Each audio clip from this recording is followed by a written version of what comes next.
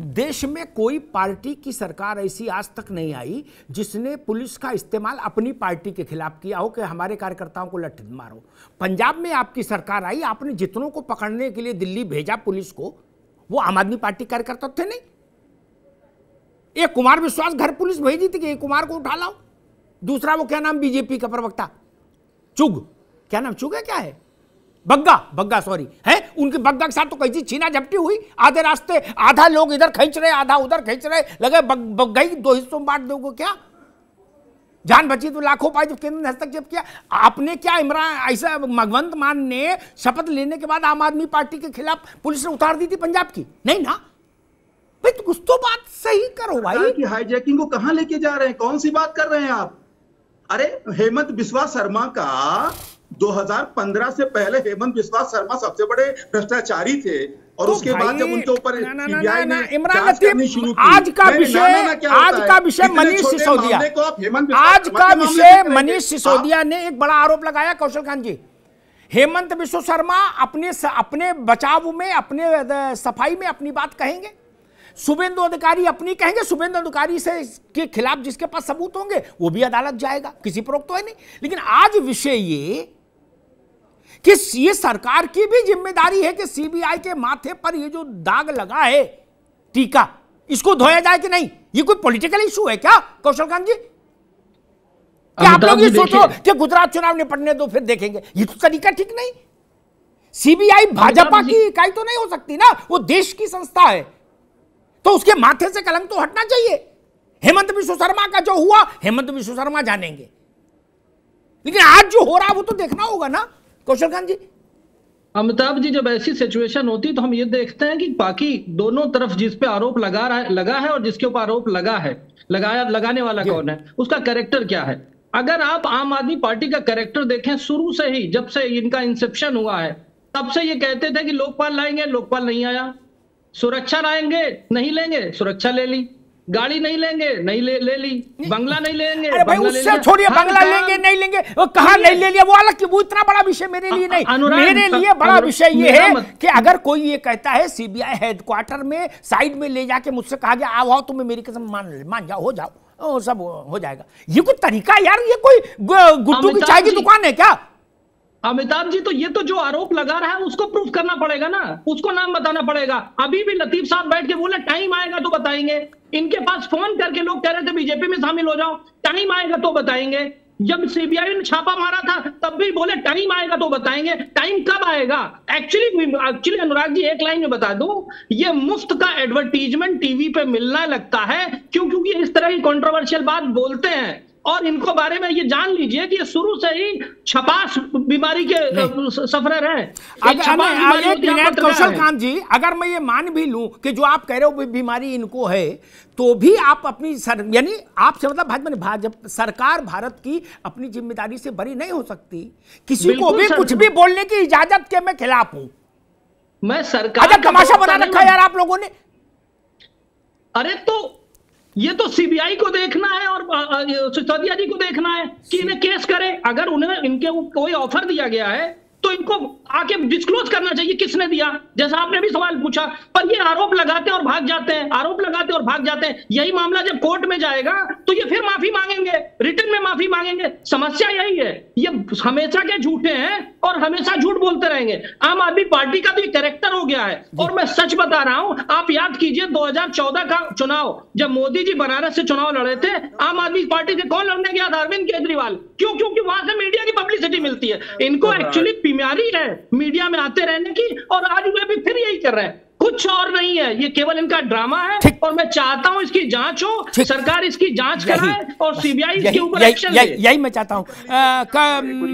शैलेंद्र दुबे जी, परसों अरविंद केजरीवाल जी ने कहा था कि मनीष और सत्येंद्र भगत सिंह हैं।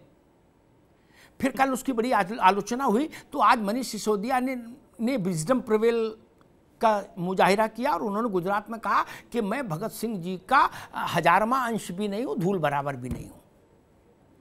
उनको लगा कि शायद बहुत ज़्यादा नुकसान हो रहा है, उसको रोकना चाहिए। वो बात ठीक है, उन्होंने कहा, मैं उसका स्वागत करता हूं कि उतने बड़े नक्षत्रों के बारे में राजनीतिक तौर पर ऐसा नहीं करना चाहिए खेल। ये सब आप और भाजपा की लड़ाई, ये लड़ो, इसमें वो तो पर्चा नहीं भर रहे भगत सिंह कहीं से, क्या आप उनको लपेट रहे हो यार। खैर, मैं फिर उसी बात पर आता हूं, सीबीआई और मनीष सिसोदिया के बीच में ये जो आरोप प्रत्यारोप हुआ, इसका निस्तारण कैसे हो सकता है? अगर मैं देश के एक नागरिक के नाते जानना चाहूं कि इस सनसनीखेज मामले में सत्य क्या है, तो क्या कोर्स ऑफ एक्शन होना चाहिए? शैलेंद्र दुबे जी। अमिताभ जी, इस तरह के जो विषय जो संज्ञान में आया है, जाहिर सी बात है ये स्तर से बहुत ही नीचे जो करने का उन्होंने प्रयास किया है। और मेरा मानना ये है कि बिना किसी देरी के, जिस तरह से ये भाजपा के अंदर हमारे कह रहे थे, तो सरकार को क्यों नहीं इसमें जो इंटरवीन करना चाहिए। देखिए, पूर्वत अगर हम समय में देखें तो सुप्रीम कोर्ट के माननीय न्यायाधीशों के द्वारा भी टिप्पणियां की गई, सीबीआई को जो है पिंजरे का तोता वगैरह जो इस तरह की बात आई है सामने। तो जब आप एक जांच एजेंसी के ऊपर इतना बड़ा आरोप लगा रहे हैं, ये छोटी बात नहीं है, ये अपने आप में बहुत ही गंभीर बात है। तो इसमें तो बिना किसी देरी के सरकार को ही संज्ञान लेना चाहिए कि भाई आप जो है इनके खिलाफ आप तुरंत कोर्स ऑफ एक्शन लीजिए। अगर आप में से वास्तव में किसी ने ऐसा किया है तो मनीष सिसोदिया को जो है प्रूफ देना चाहिए, और अगर नहीं किया है तो सीबीआई की तरफ से जो तुरंत उनको इन्वेस्टिगेशन के लिए, उनको चार्ज के लिए पुटअप करना चाहिए। इसमें किसी तरह का वो नहीं, लाग लपेट नहीं करनी चाहिए। कारण क्या है कि सीबीआई कोई एक मामला तो है नहीं जो मनीष सिसोदिया का है, तमाम जो गंभीर मामले हैं देश के अंदर जो है, जाहिर सी बात है हम सब आम मानस का यही रहता है कि न्याय के लिए सीबीआई एक स्वतंत्र एजेंसी है और बड़ी एजेंसी है, उसी की तरफ हम सब देखते हैं। तो इस तरह से अगर ये स्कोर करने का मामला आगे बढ़ता रहा तो कहीं ना कहीं बाद में क्या है, ये जो माफी मांग के जो बरी हो जाना, तो ये आप नहीं होना चाहिए। मेरा ये स्पष्ट मानना है कि आप इस पर जो लगाम लगने की आवश्यकता है। बिल्कुल ठीक बात है। आलोक पांडे जी, कुछ राजनीतिक मसले छोड़ दीजिए, बूटा सिंह का क्या हुआ, शिबू सोरेन का क्या हुआ, हेमंत का क्या हुआ, शुभेंदु का क्या हुआ, आज भी किसी की बिटिया ससुराल में जला के मार दी जाए, उसके माँ बाप बेटी की लाश सड़क पर रख के कहते हैं कि हम सीबीआई जांच चाहते हैं, है ना जी। हर गरीब गुरबा की आंख में ये है कि भाई सीबीआई है तो अच्छे से जांच होगी, हमें न्याय मिलेगा। देश का कोई हिस्सा ऐसा नहीं जहां प्रतिदिन इसके लिए कोई धरना प्रदर्शन नहीं हो रहा हो, राज्य सरकार पर दबाव नहीं हो रहा हो कि भाई मुख्यमंत्री सिफारिश करे उसकी जांच की। झारखंड में एक बिटिया को एक उस लड़के ने जला के मार दिया था उसके घर में पेट्रोल डाल के सुबह। उनके माता पिता ने क्या कहा कि हम सीबीआई जांच चाहते हैं, हमें उससे कम मंजूर नहीं। सीबीआई को गुड्डू पान की दुकान बनाना चाहते हो,